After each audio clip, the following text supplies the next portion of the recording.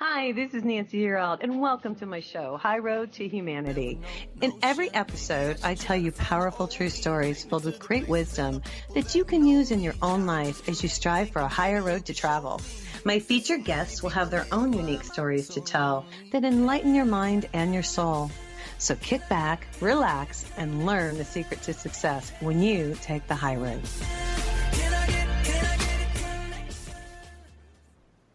Hi, this is Nancy Yearout, and welcome to High Road to Humanity. And as usual, we have a wonderful guest. Today, we have the psychic lawyer. Can you believe it, you guys? This is going to be exciting. Mark Anthony is here today, and they call him the psychic lawyer. He's written a really cool book. He's written a couple, but we're going to talk today about evidence of eternity. Now, if you're watching me on YouTube, I'm holding this book up right here, you guys. I'm sure we can pick this up on Amazon. It's Evidence of Eternity, Communicating with Spirits for Proof of the Afterlife. And I've got some questions for him today. So you guys, before we bring him on, sit back and relax. And I'm going to give you a little bit of information about Mark Anthony. So Mark Anthony is a psychic lawyer. He's a world-renowned fourth-generation psychic medium who specializes in communication with spirits. He's an Oxford-educated attorney and certified mediator, licensed to practice law in Florida, Washington, D.C., and before the United States Supreme Court. Wow. He's also studied mediumship at the prestigious Arthur Findlay College for the Advancement of Psychic Science. Now, Mark has appeared worldwide on radio and TV. You guys, he's been on ABC, CBS, NBC, Fox, Coast to Coast. I think that's where I've heard him. Darkness Radio, from News Talk, CBS Radio. He's a featured speaker at conventions, grief support groups, hospice organizations, conferences, expos, spiritual organizations such as the Edgar Cayce Association for Research and Enlightenment, and universities including Harvard, Brown, and Yale. Hey, Mark, welcome to High Road to Humanity. Thank you, Nancy. I appreciate you having me on your show. I'm excited to have you. Hey, listen, I guess the first thing I want to know, and probably the audience wants to know too, is how did you, or when did you know you were psychic? And how long has this been going on for you? Tell us your story. I started seeing spirits when I was about 3.5 years old. And I started talking to them. And, you know, it's not unusual for children to start having invisible friends. However, both my parents could see my friends because both my parents also had mediumistic abilities. I know, I read that. That's really, that was helpful. Your parents were psychic too. Yeah, so they didn't look at it as being really weird and odd, but I know my dad wasn't thrilled about it. My dad's family was from Pennsylvania. His grandfather, who was his great-grandfather, which was my great-great-grandfather, was a Baptist minister in Pennsylvania. He founded a church. But my dad, his sister Marjorie, his mother Isabel, and my maternal great-grandmother Grace were all mediums. But they kept it under wraps. It simply wasn't discussed. Right. My mother's family came over from Italy when, you know, the huge Italian immigration to the United States. And her great-grandmother, Giovanna, was known as the woman who knew things.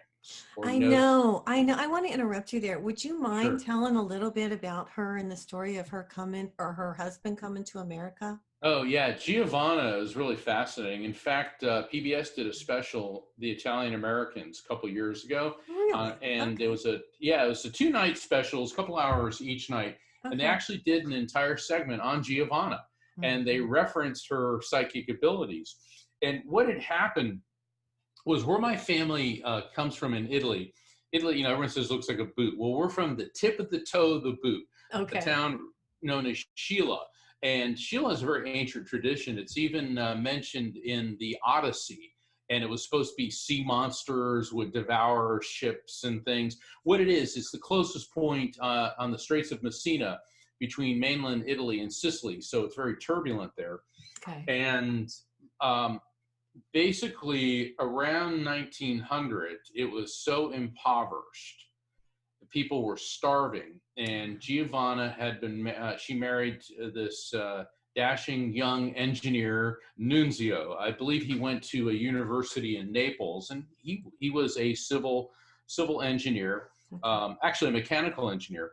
And the plan was he'd go to what do they call it? L'America, New York.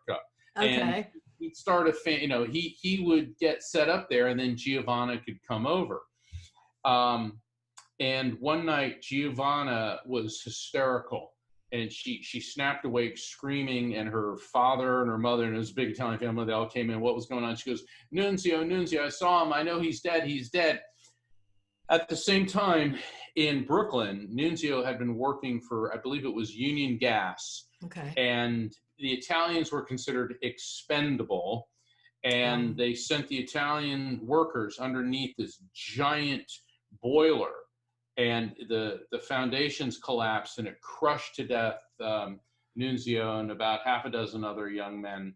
And it was certainly a terrible tragedy. Right. And Giovanna came to America. She hired an attorney, she fought, and she got enough money from the settlement to start a business. And then, of course, she married who turned out to be my great-grandfather.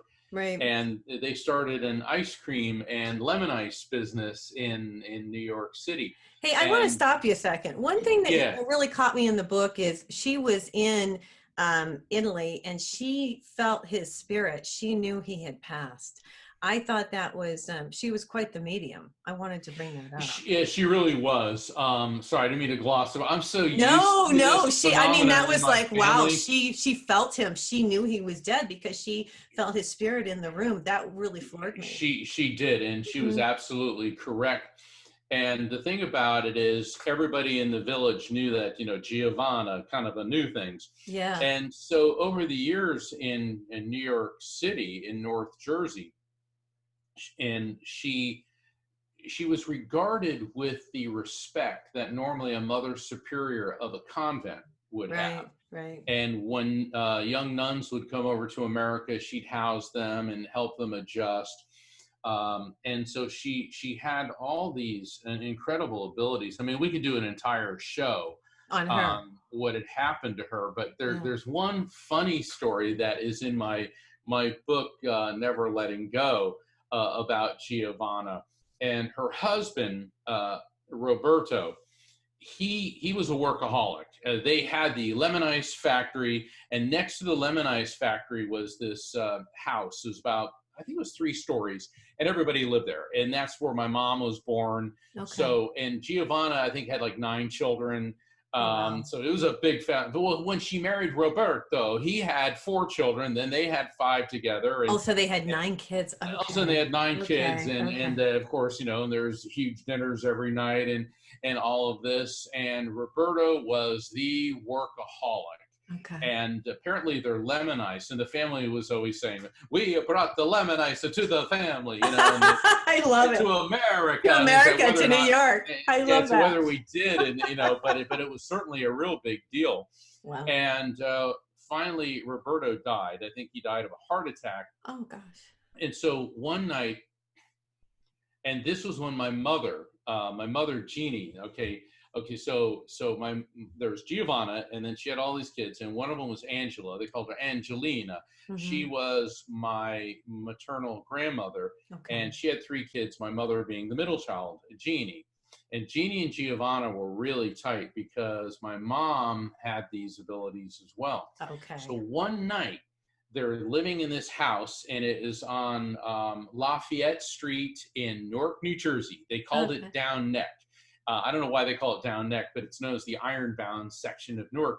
Okay. And all of a sudden, there's this racket going on, like at 2 a.m, and all the lights are flipping on, and everything was starting up in the ice cream factory. So the huge family runs down. Of course, the neighborhood's all on the street. Dogs are barking. They run in, and all the machinery's working, but there's nobody in there. Okay. And I've heard this untold times from all these eyewitnesses. And Giovanna walked in and goes, "Roberto, you're dead. You don't have to work anymore." And all of a sudden, everything stopped.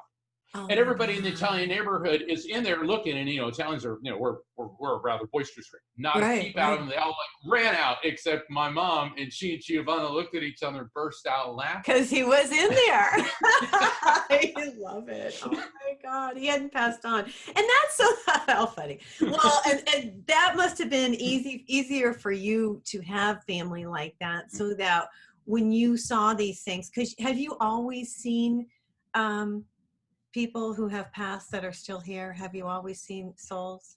Well, I don't believe that they're trapped here. And I know this is where I differ with a lot of my Yeah, I was going to colleagues. ask you about that because they've Yeah. come to me and I always think they're stuck and I just send them to the light. So tell me your take on this. I want to know. As soon as we die, um, our consciousness is not created by the brain. The field of neuroscience is the study of the brain, and neuroscientists say the official position is that the brain creates consciousness based on chemical reactions and electrical impulses, but they have no idea how. In fact, if you look at a neuroscience book, there's maybe 900 pages on functions of the brain and maybe 2 or 3 paragraphs about consciousness. Well, that's because consciousness is pure energy, and energy is neither created nor destroyed, only transferred from one form to another. So Right. the consciousness comes into the brain, and when we die, think of your soul like a drop of water energetically, and it leaves and plunges into the eternal sea of consciousness. Mm-hmm. All right. So when we die, we revert to a purely energetic state, and we know that. And spirits, being pure energy and pure electromagnetic energy, move at the speed of light, which Okay. is 186,282 miles per second. So in the time it took me to say that, a spirit could have been back and forth to the moon a couple times. That's how Wow. fast that they move. That's crazy. So when we're grieving, and this is one of the things I explain in Evidence of Eternity, I developed the term frequency beacons to, so you're grieving and you're emitting this impulse of sadness. Think of everyone that you know, both on this side and on the other side, Mm-hmm. as being connected. It's like a giant 3-dimensional spider web. And the reason a spider knows something's in its web is from the vibration. And I use this analogy because when you're grieving, you're emitting a vibration, Out there. which Hey, I'm a going to spirit stop you. picks up on. I'm Yeah. going to stop you. We're going to talk more about this when we come back from commercial break. You guys, I am here today with Mark Anthony. He is explaining to us what happens when you die, about the energy. So meet us back here on the high road. His book is called Evidence of Eternity. This is Nancy Yearelt. This is High Road to Humanity, and we'll be right back.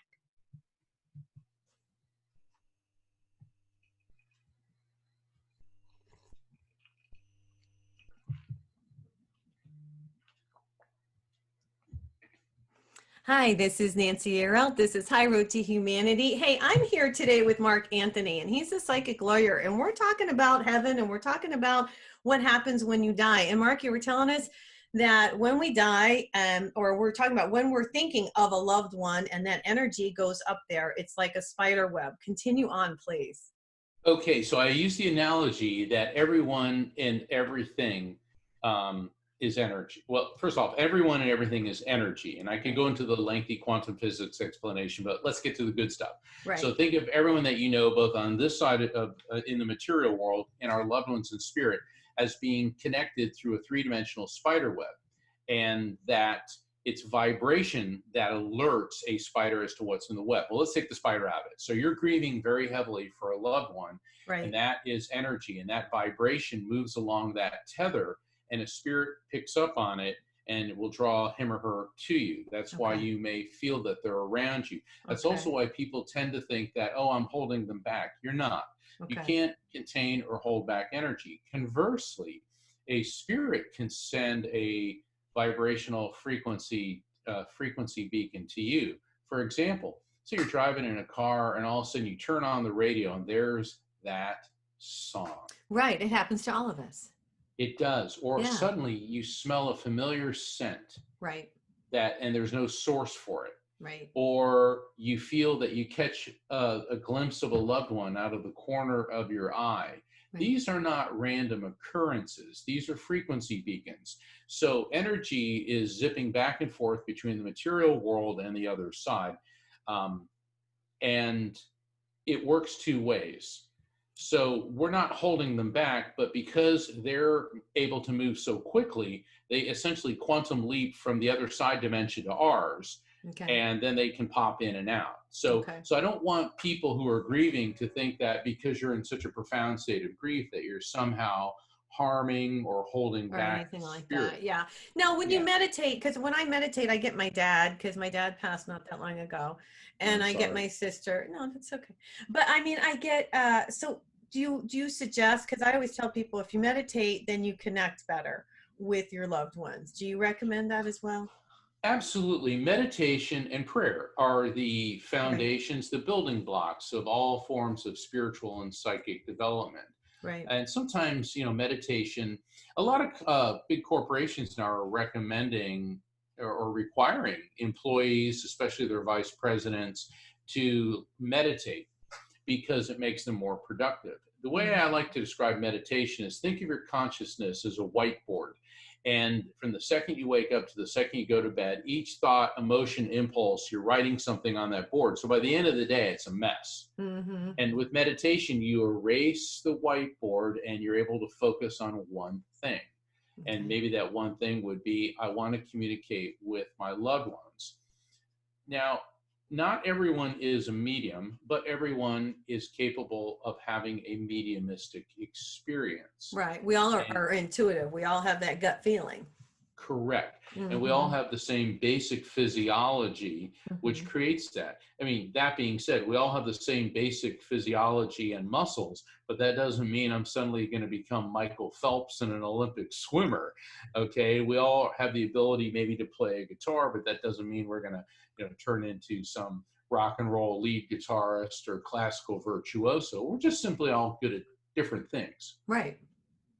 Right. I agree with that. You know, what I liked that you said in the book, and I wanted to read this, you said the ultimate objective of science may quite possibly be the discovery of God. I really like that because I really feel like it's time that science and religion, well, I mean, that they realize, that there is a higher power. I call it God. And I really see us getting to that point. And, with everything going on in the world, I want to know your opinion about that. Do you think with the COVID, do you think with all the unrest that people are starting to connect with God more? I think whenever people are in desperate times, we're looking for guidance, we're looking for answers. And so people naturally turn to the spiritual. Right. And I do believe that the ultimate objective of science is the discovery of God. But that's also a very Western mindset. And of course, I'm a Western guy Well, I because love it I'm though. here in That's America. cool. That was cool. But well, in the East, particularly, let's say in India, um, there's no debate that there's God. Even in the Islamic world, there's no debate that there's God. But particularly with the Hindus, the Jains, the Sikhs, they believe that we should work on seeing God, perceiving God. Whereas in the West, which includes the United States, Canada, Europe, Australia, New Zealand, we Mhm. question the existence of God. I know, and that's crazy to me because I feel like we've gotten further and further away from that. And so you feel that people are starting to get in touch, but just because of the situation we're in, but maybe that's why it's happening. What do you think?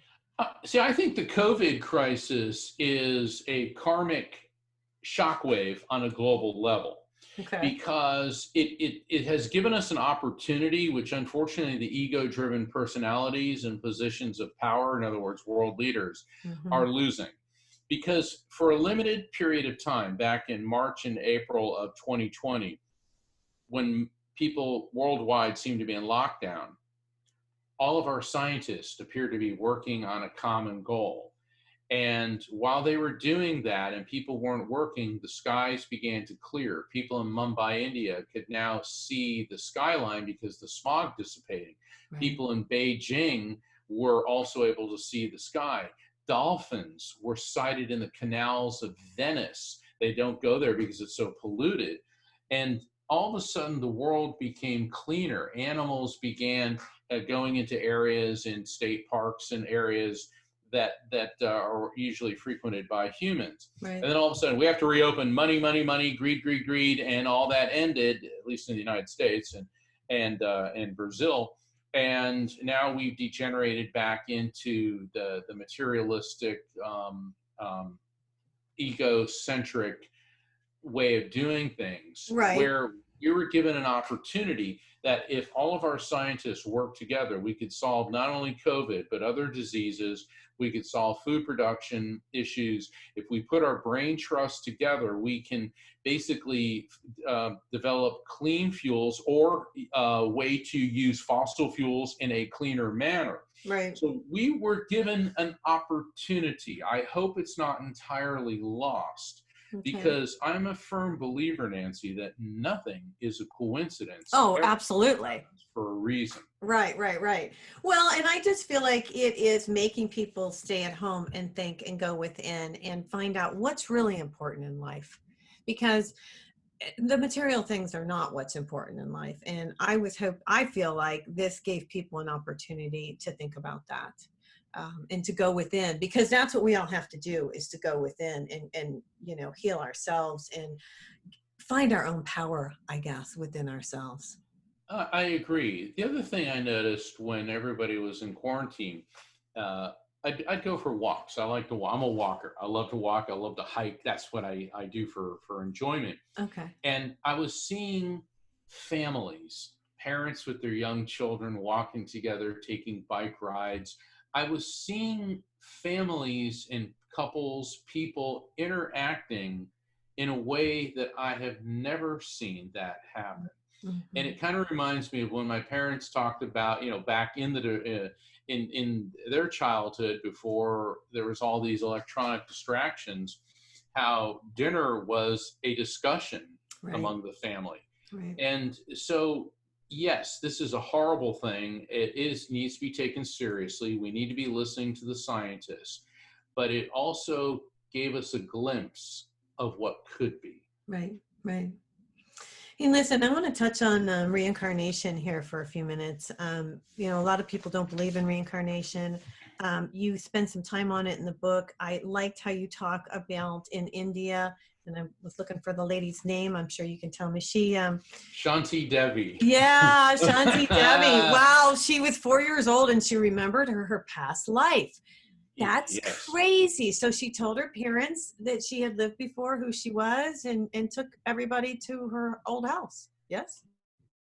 Crazy. Yeah, it's. I know we're coming up on a commercial We break. are, we are. I'd really like to talk about Shanti Devi, because there have been a couple incidents in the last 100 years where reincarnation is being studied objectively. And what was Finally. cool about, finally, well, once again, in Hindu and Buddhist countries, it is a fact. Because if most people have a 4-year old that start telling them about their previous life in the United States, you think the child has an active imagination, Right. like James Leininger. Okay. And I talk about him in one of my reincarnation, or in my reincarnation lecture that I give when I'm on tour. But in India in the 1930s, when Shanti Devi started talking about her previous life, her parents, being good Hindus, said something's up here. And And they paid actually, attention. They paid attention. well, even though India was part of the British Empire at the time, it still had a sense of autonomy, and they put Gandhi in charge of the investigation. So this certainly has all the elements that would be a great movie. It was written into a book by a Swedish journalist whose name is about that long. And Shanti Devi is considered one of the most thoroughly documented and reliable cases of reincarnation on record. Listen, when we come back from commercial break, will you tell the story? Okay, Tell just for her you. story. Okay, I cool. All will. right, cool.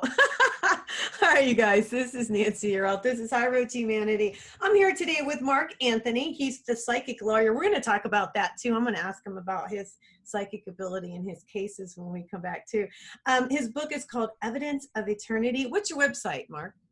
Evidenceofeternity.com. All right, this is Nancy Yearout. This is High Road to Humanity, and we'll be right back.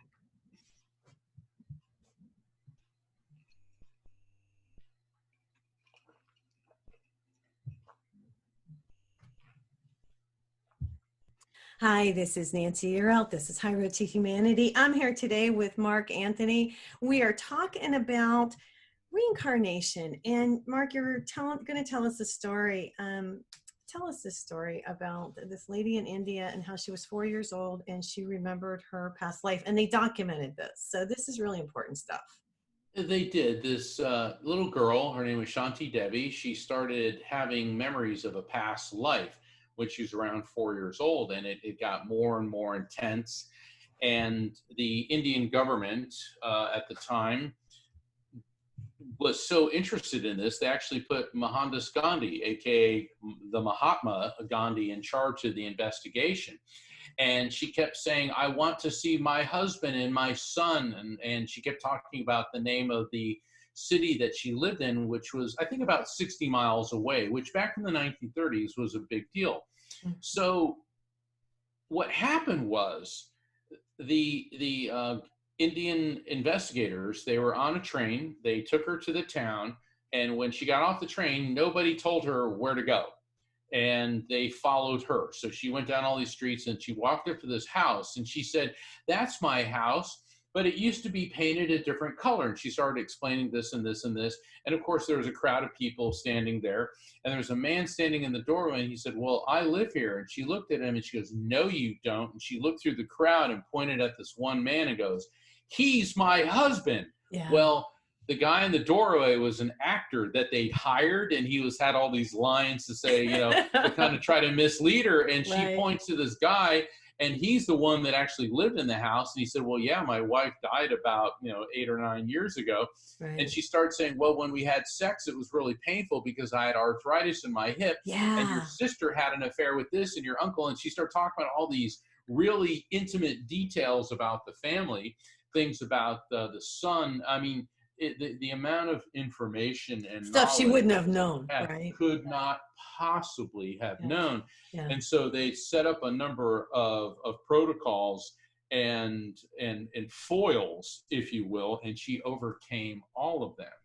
And so and Shanti Devi, I think she died not all that long ago. Well, it's probably about 30 years ago now. She never remarried. But to the day that she died, she said that she had remembered this life, and it was with such absolute clarity. She even described how she died in the previous life. Now, Dr. Ian Stevenson from University of Virginia, he's passed on, and he studied over 3,000 cases of children who remembered prior lives. Mm-hmm. And what was interesting about his study, he focused on children who were able to recall a life that had happened not that long ago. And he was the first person to actually employ the scientific method of objective analysis without jumping to conclusions. And so his work was really startling. One of the more recent cases on reincarnation was James Leininger, who at about age 3.5, started drawing pictures of a plane crashing, and started talking about Chichijima, and then the name of the aircraft he was on, a Corsair, and he kept talking about Natoma. Long story short,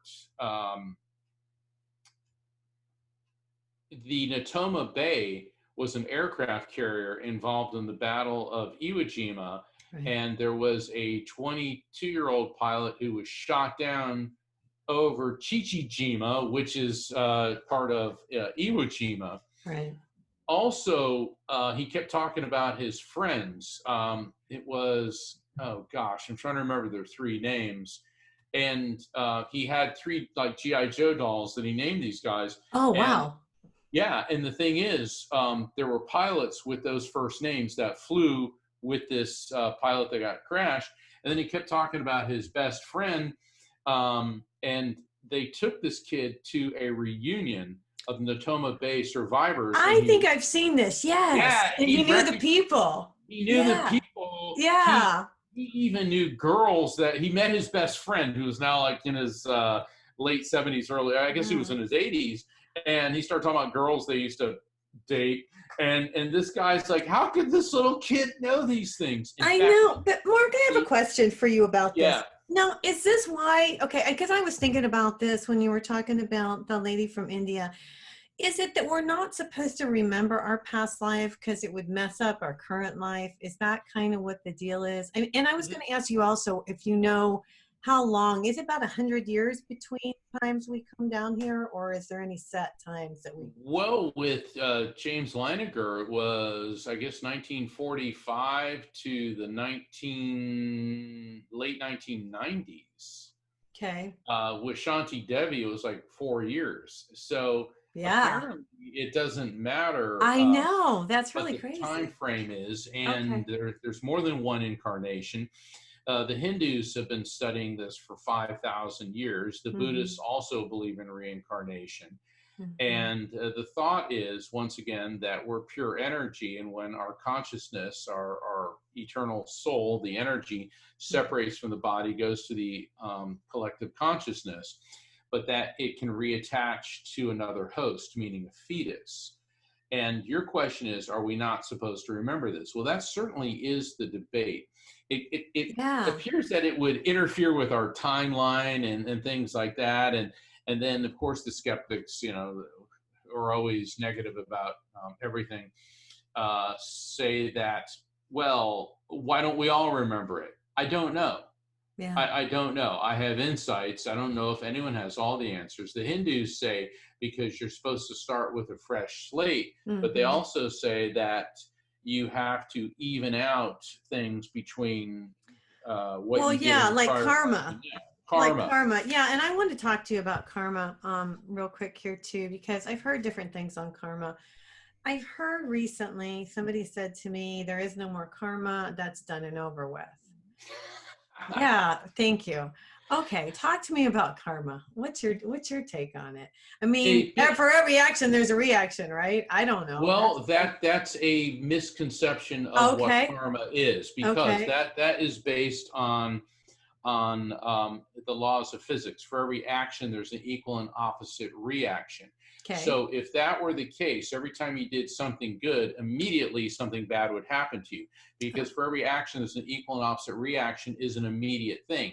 For Uh, example, if you're paddling a canoe, as you stroke the canoe in the water, you're creating an action, and the reaction is for the canoe to be to go. propelled forward. Right. Karma is the ripple effect. So if you do something positive, it sends out a ripple effect that eventually will return in some form. Right. And that's why the Hindus, the Buddhists, the Christians, the Muslims, all the religions come down to two words: be nice.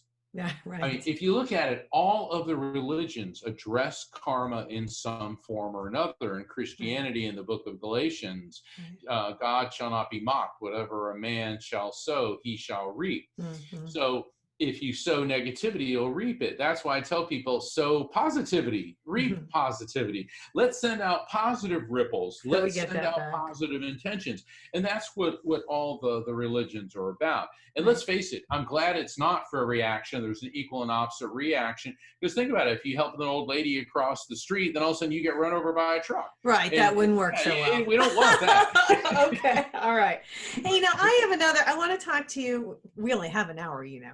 I have so many questions to ask you. I'm so glad you came on today. I really liked your book. I want to tell you that, and I want to tell the audience this is a really good one, you guys, because he talks about heaven and he talks about what happens when children die, and he talks about suicide. And I can't cover everything in our show time, but Mark, you did a really nice job, and you do readings throughout this, and you share it with the reader so that we understand. One thing that really caught me is you talk about the levels of heaven, and I've heard about the levels of heaven, but when you kind of explain it, you had a client come to see you. I think her name was Josie, and she comes to see you, and you tell her because her husband had committed suicide and killed the kids. Yeah. But you told the story, and it was a sad, sad story, but you told it so that we would understand there are different levels of heaven, because you said the kids could visit the father, but the father couldn't visit the kids. Can you and that made sense. So can you talk about the different levels of heaven? Because it explains hell a little bit. You know what I mean? Well, hell in the archetypal sense of, going down, I mean, that is a I bunch know. of nonsense created by the Romans To after keep us they down. took hold of Christianity. Right. And in my new book that I'm working on, I've been asked so much about that. I go into the history of hell Oh, and cool.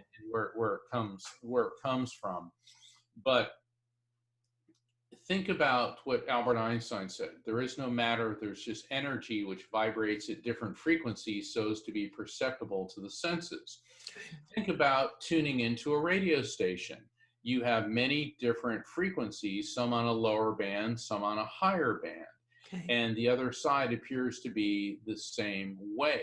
And so somebody like, a nefarious person like Osama bin Laden or Adolf Hitler is certainly not going to go into the same frequency as a Mother Teresa or a John Lewis. Right. Okay, they're going to go into a higher frequency because their lives were dedicated to spreading positivity and love and freedom as opposed to negative acts.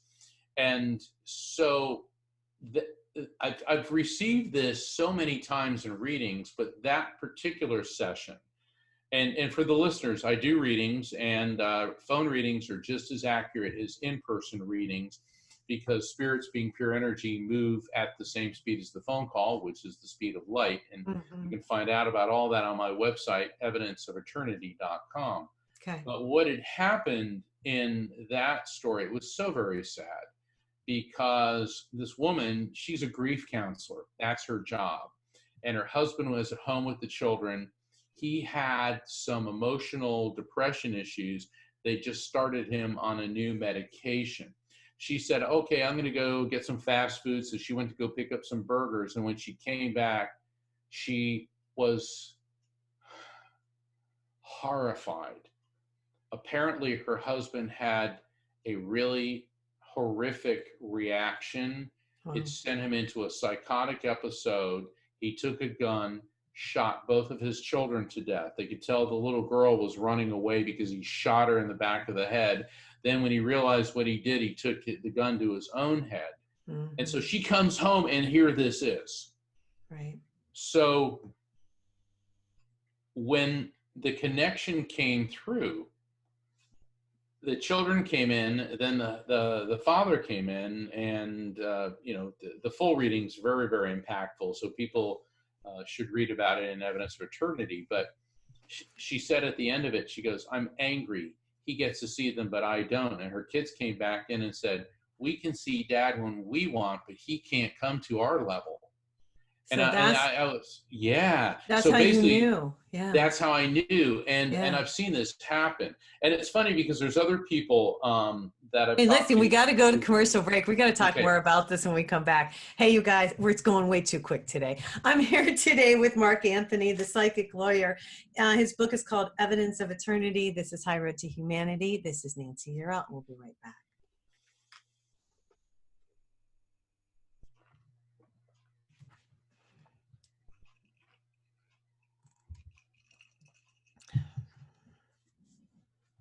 Hi, this is Nancy Yearout. This is High Road to Humanity, and we're here with Mark Anthony. Mark, God, I could sit here and talk to you for a couple hours about all this stuff. I'm going to have you back on the show. Look forward to it. Yeah, continue telling us about the different levels of heaven. I hated to cut you off there, but No, that's fine. And once again, I want people to realize I am not all knowing and all seeing, but right. after conducting over 15,000 readings for people, Right. and in that reading, generally, especially on the one-on-ones, you're going to get half a dozen or more spirits coming through. So in my life, I've communicated with well over 100,000 spirits. And I start notating consistent patterns of what they're transmitting. First off, they all say reincarnation's real, which is interesting because I had a near-death experience when I was 4. Okay. So that's why I lecture at the International Association of Near-Death Studies and at other near-death experience conferences. What happened, Mark? Well, hold on, I'll get to that in a second. All the NDEers, we all believe in reincarnation because this is part of the message. Okay. What happened with my near-death experience? Okay, so I was 3.5. I started seeing spirits. About 6 or 7 months later, it was in the summer, and my family was living in Orlando, Florida. My dad was a Navy SEAL, ex-Navy SEAL, but he was in aerospace, and he had to be away on business. Okay. So an impetigo pandemic, okay, flew through our community, and I got a really, really bad case of it. Wow. Apparently, it gave me septicemia, and my mom took me to the doctor, and he said, "Oh, well, he's just got impetigo. Take him home. If his fever gets high, put him in a bathtub, put some bleach in there. It'll help with the rashes." Well, my fever kept climbing and climbing, and my mother was like, "I can't get this under control." And she had me in the bathtub, and I remember smelling. I was 4 years old. I remember Smelling the this. bleach. I Yeah. smelled the bleach, and all of a sudden, I stopped breathing, and mom scooped me up, and my sister immediately sprung into action. She called for an ambulance. My brother ran across the street because he saw that our neighbor across the street was home because he was a fireman, and his patrol car was out there, and we knew him as Fireman Rory. That was, his name was, I think, Rory Rule or something, and call him Fireman Rory. And mom runs outside of the house. She goes, "Help me, my baby's dying. Mark's not breathing." And so he starts doing CPR on me. They get me breathing, and he goes, "Get him in the patrol car, okay?" And so he's moving to intercept the ambulance. And so the ambulance pulls over. They get me, put me in the ambulance, take off, and all of a sudden, I'm hovering above the ambulance, and I'm seeing it heading down the highway. Wow. And I'm wondering why there's numbers on the top of it. Okay. So let me get back to the ambulance before I get into what happened to me. Is that when they slammed the ambulance door, the ventilator hose got caught in the door, and I wasn't getting oxygen. Oh, and the no. paramedic, and my mom was in there with him, and they're bouncing around, and he said, "Oh my God, he stopped breathing again." And he goes, "Unless we can get this going, he's gonna die." And my mom said, "I'll get the ventilator hose." They're going like 90 miles an hour. So he's holding on to the gurney with me on it, and he's holding on to my mom's waistband. And Jeannie, my mom was a trip. She was awesome. Pried the door open, grabs the ventilator hose with her foot. Oh, meanwhile, all of a sudden, I'm seeing this floating away, and all of a sudden, everything goes white. And I'm in this place, and these beings start coming towards me. And they look like the outline of a person, but they were clear, like translucent. Mm-hmm. And I wasn't scared of them. I thought that, I was like, "Oh, who are you?" And they all seemed to know who I was, or they all knew who I was. And they were very kind and sweet. And then I started going deeper and deeper into the light. And I got this message: eternal light, eternal life. And they said, "You have to go back." And I didn't want to go back, but I did. I wanted to be with my family, but here I was. And then all of a sudden I hear "clear," and there you were. There I was. So they hit me with defibrillators because they got the oxygen back on, but I'd gone into cardiac arrest, and they hit me with defibrillators. And so I came back. And then later on at the hospital, my dad had flown back in. He was in Huntsville at the Space Center there, the space facility. He flew back in. And they got my temperature down because they're giving me intravenous antibiotics. And I said, what is eternal? And I remember my parents looking at each other, and they said, "Oh my gosh. Tell us what happened." Well, what I didn't realize is that my father had 2 near-death experiences prior to this. When he was 16, and then when he was a U.S. diver, he was like about 150 feet deep when he started drowning. And and his regulator jammed, and he was 150 feet deep in the ocean off the New Jersey coast, and he started sucking, water, and he went into the light, and he remembered this light from when he was 16 and in a car crash, and it was the same voice, and they said, "Not yet, Earl. Yeah. You gotta go back." Yeah. And then when I was 17, my mother died on an operating table, and she went into the light. So both of my parents and I have had near-death experiences. Wow. But my parents didn't know what to call them because the term hadn't been coined until Dr. Raymond Moody started the entire field of near-death experience research and survival of consciousness studies. Right. So yeah, there's an afterlife. I mean, there is something beyond this world. And for the people who say that there isn't, here's all I have to say to you. You're in for a big surprise. I know, surprise. And a good one, funny. A good one, yes. So be nice. Yeah, because what you do down here, yeah, and I want to say that real quick, and I always say it on all my shows, but I mean it sincerely from my heart. Really pay attention to your words and your actions, because what you do down here really makes a difference, because it depends on, I guess it makes a difference on what level you get and if you got to come back again. It appears to. It appears to. Yeah. And people say, well, then why do we have to come back? Once again, I have insights. We're learning. Learning, and apparently we can experience things in corporeal form, right, that we can't in a purely energetic state, because pure energy doesn't get sick. It doesn't get old. I know, no feelings. No feelings. That's what it is. Hey, I have a question. I have a quick question. We've only got 5 minutes. Can you tell? I'm so excited you're here today. And you're so knowledgeable and you know so much stuff. I want to ask you about angels. Now, you saw beings coming towards you. Have you ever seen an angel, or have you had experiences where when you were doing a reading, angels came through? Talk to me. Do you see people's guardian angels?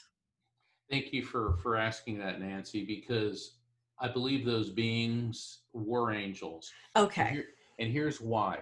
Okay. Whenever I've done readings for people and their loved ones come in, occasionally one of those beings, I call them the light people, the light beings. Yeah. The best way to describe it, you know how an Academy Award looks? It's like, an Oscar looks? Yeah. It's instead of being gold, it's translucent, but it glows from the inside out. And whenever I've encountered an entity that you and I would consider to be an angel, that's what they look like. Okay. Angels are never people. People don't become angels. They're a separate, intelligent, spiritual species, if you will.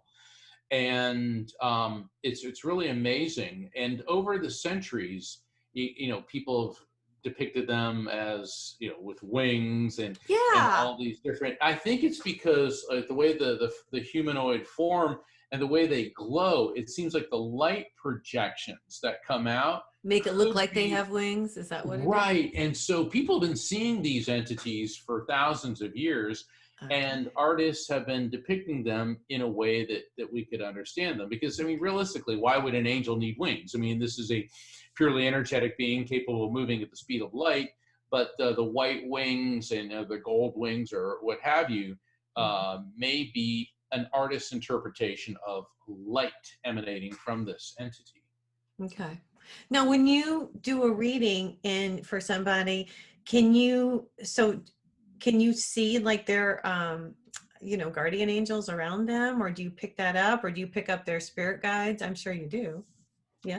I see things, hear things, feel things, know things. Generally, the folks that come through are ones that they can identify that are related to them. But I have done readings where what you would call spirit guides may come through. Also, angelic entities. People always want to know about demons and devils and things like that. Well, they're out there, right? Well, I've encountered a lot of non-human spiritual intelligence. Okay. And that doesn't necessarily mean it is somehow evil or negative.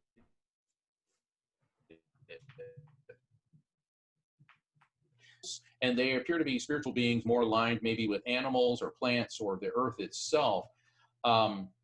In England, they call them fairies. In Ireland, leprechauns. I've heard of sprites, elves in the Nordic countries. When I was in Japan, the Shinto religion, they refer to the kami, K-A-M-I, as these gods, deities that frequent certain areas. And that's a whole discussion on that. It was also the basis for the kamikazes. But it's the same type of energy. I've encountered them all over the world. It's just people call them different things.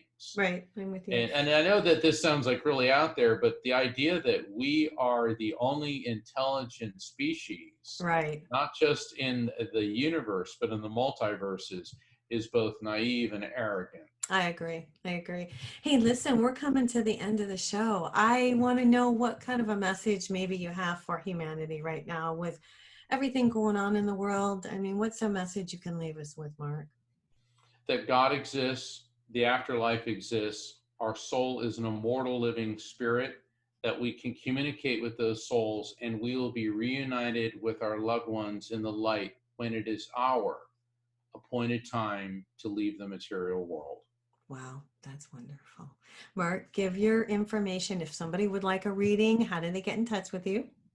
Well, for people who apply for a phone reading on my website, evidenceofeternity.com, and if they mention Nancy's show and High Road to Humanity, you will qualify for a reduction in the fee. Oh, So you will qualify for a reduced fee reading, and I'm making this available to your thank listeners. you. Wow, thank you. But they have to mention in the application form your name and High Road to Humanity, because Okay. first off, I want to thank everybody for tuning in. Secondly, we all have to do our part during the COVID crisis, and a lot of people are out of work and under financial pressure. And you can sign up for a reading, sign up for my newsletter, follow me on Facebook, social media, subscribe to my newsletter and YouTube channel, all at evidenceofeternity.com. Well, thank you, Mark. Thanks for being here today. Hey, you guys, this is Nancy Year Out. We will see you next week. This is High Road to Humanity, and have a terrific week. Take care. Bye-bye. Hey, you guys, join me next week on The High Road for more stories filled with wisdom, love, and hope for our future. Have a fabulous week, and know that by staying on the high road, you will make it to your destination. Visit my website, nancyyearout.com, where you can book a private session to learn how to tap into your own abilities. And check out my YouTube channel. It's Nancy Yearout's High Road to Humanity.